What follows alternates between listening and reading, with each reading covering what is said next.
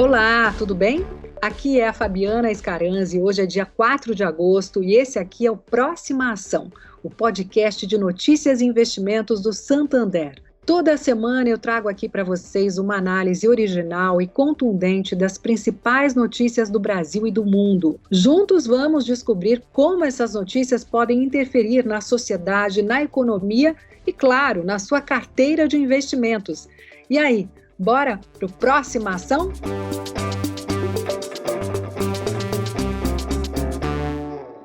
Previsões recentes indicam que o IPCA, o Índice de Inflação Oficial do país, vai estourar a meta este ano. Na visão do Comitê de Política Monetária do Banco Central, o Copom, ela deveria ficar no patamar de 13,5%, com tolerância de 1,5 ponto percentual para cima ou para baixo.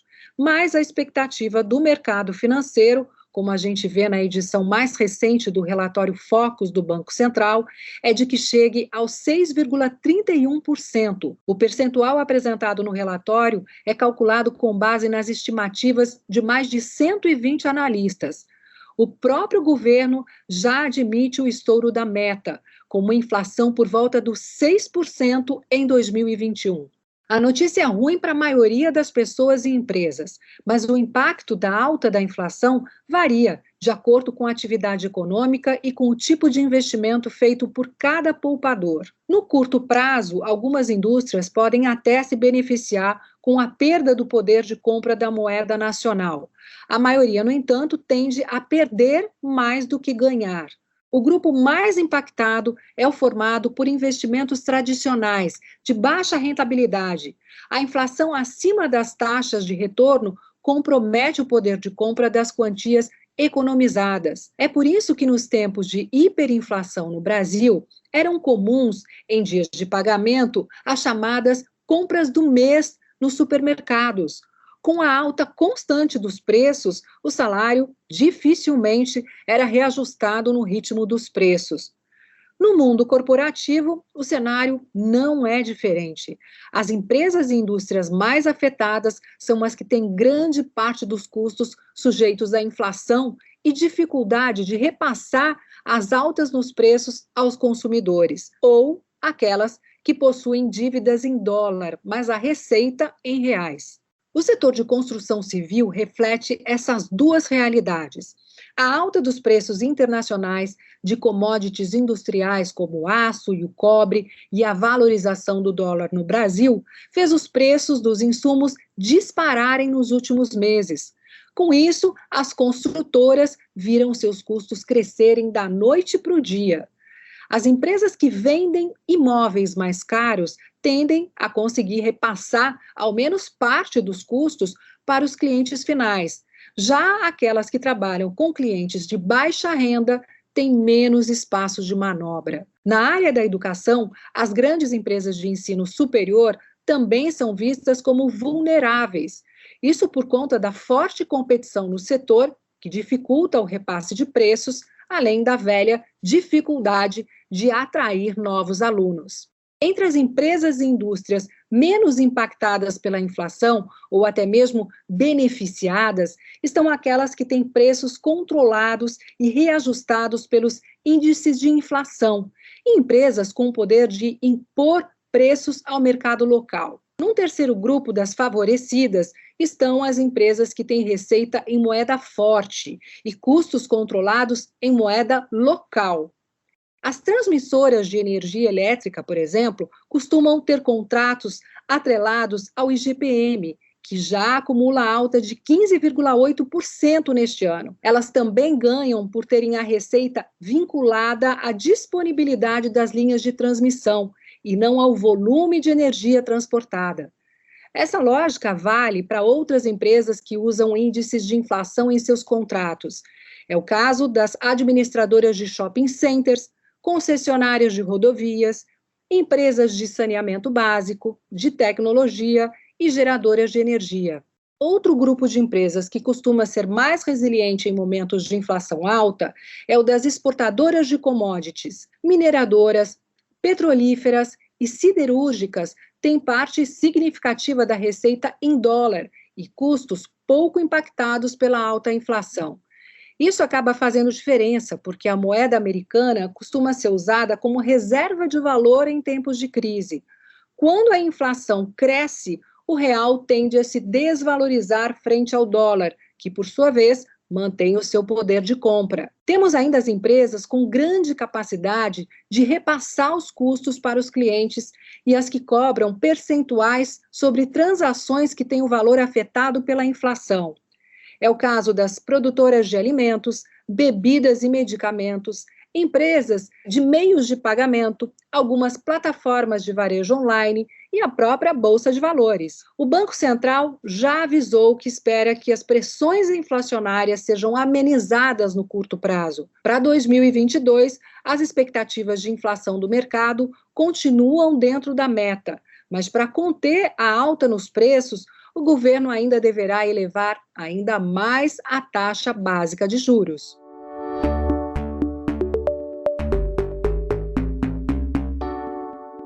E para ajudar a gente aqui a entender o impacto da alta da inflação no mercado financeiro, eu trago aqui o Arley Júnior, Advisory de Investimentos do Santander. Arley, seja muito bem-vindo à próxima ação. Olá, Fabiana, obrigado pelo convite, bom dia.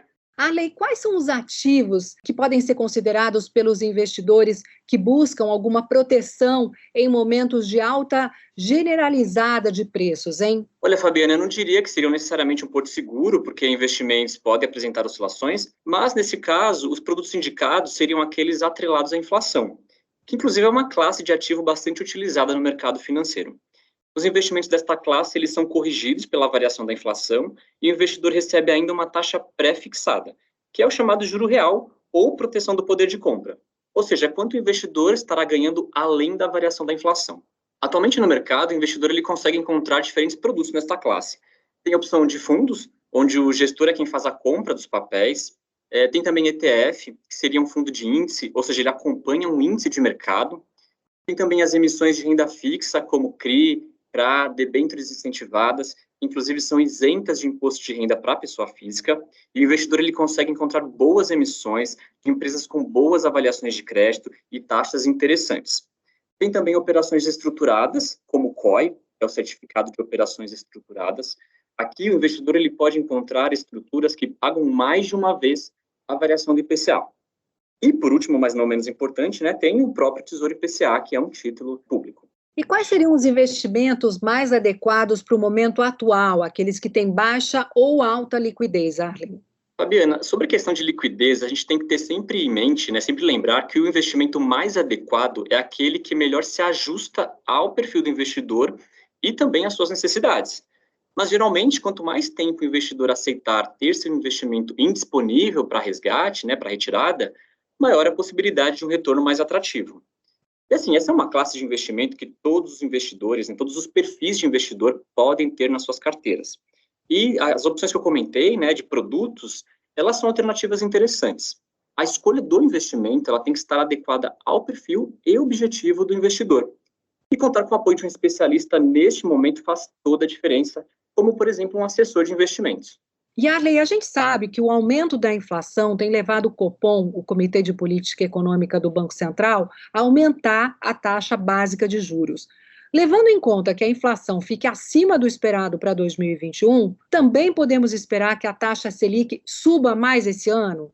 Qual é a projeção do Santander para esse caso, hein? Sim, devemos continuar observando novos aumentos da taxa Selic nas próximas reuniões do Copom. E o objetivo do Banco Central é justamente trazer as expectativas da inflação para o centro da meta, para então encerrar o ciclo de alta. A expectativa atual do Santander é que o Banco Central continue com esse movimento nas próximas reuniões, até alcançar o patamar de 7% ao ano, o que deve acontecer ainda em 2021, desde que não seja observada novas revisões significativas para cima para o IPCA. E que outros tipos de ativos podem ser impactados caso o Banco Central não consiga frear a alta da inflação com esse cenário de elevação mais rápida dos juros? Bom, o primeiro possível movimento é que os investidores passem a exigir taxas de juros ainda maiores. E aí, quais seriam os impactos nesse cenário? A gente pode citar aqui alguns exemplos. Na renda fixa, que operam com taxas pré-fixadas, haveria um impacto negativo no curto prazo, devido ao efeito da marcação a mercado, porque se eu tenho um título na carteira com uma taxa e os investidores no mercado, eles passam a exigir taxas maiores, o meu título sofre uma desvalorização, né, no momento de avaliar quanto ele vale naquele dia. Na Bolsa, também poderíamos observar um impacto no curto prazo, porque a gente poderia observar investidores migrando parte do recurso da renda variável para a renda fixa, por conta desse aumento da taxa. E, por último, eu posso citar o exemplo do câmbio. Nós poderíamos observar uma valorização do real. Para o investidor estrangeiro, a taxa por aqui ela poderia estar mais atrativa quando comparada com títulos soberanos de países desenvolvidos.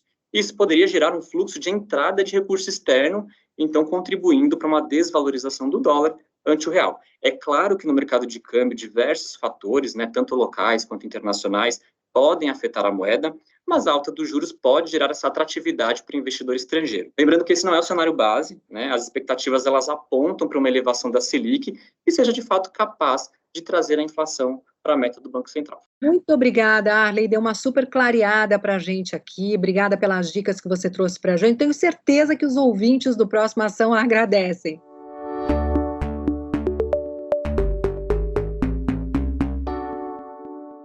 E acompanhe também, depois de 3 meses de fluxo positivo, a Bolsa de Valores brasileira perdeu 7 bilhões de dólares de investidores estrangeiros no mês de julho. A expectativa do mercado, no entanto, é que a saída para a realização de lucros seja momentânea.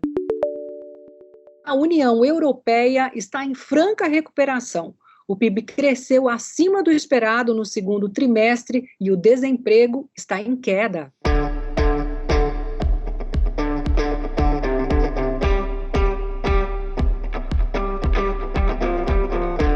Eu sou a Fabiana Escaranzi e essa foi mais uma edição do Próxima Ação, o podcast de notícias e investimentos do Santander. Toda semana eu trago para vocês aqui uma análise original e contundente das principais notícias do Brasil e do mundo.